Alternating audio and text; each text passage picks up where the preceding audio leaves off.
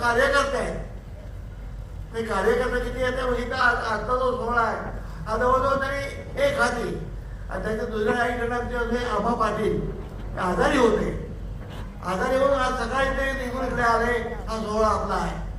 मित्रांनो, विश्वासराव पाटील आपले फार जुने मित्र.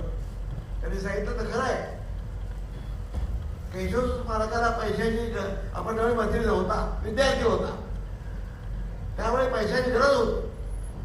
या मित्राने आमच्या दारासिंग नावाच्या पैलवानाला पकडलं.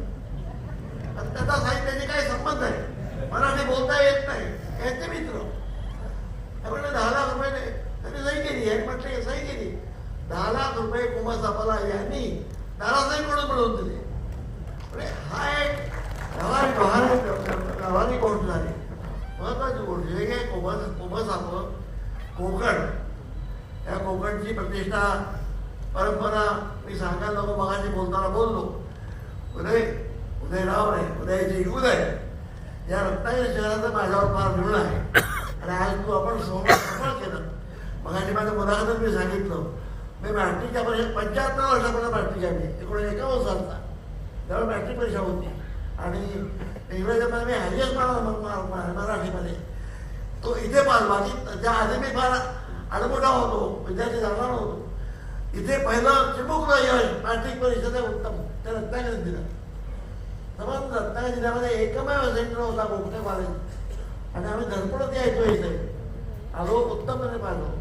माझी पहिली कथा या रत्नागिरीतल्या दिनानाथ पागधे नावाच्या रत्नाकर नावाचं त्याचं पाक्षिक होतं, त्यामध्ये प्रसिद्ध झाली. माझे चुलते इथे डिस्ट्रिक्ट जज होते. 1946-47 झाली.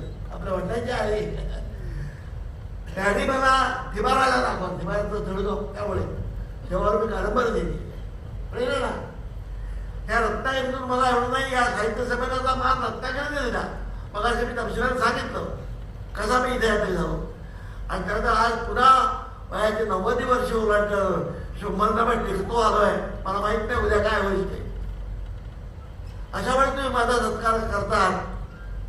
आणि त्या सत्काराच्या निमित्ताने मी तिकडे असं पाहिलं की माझा सत्कार आज महत्वाचा नाही आहे.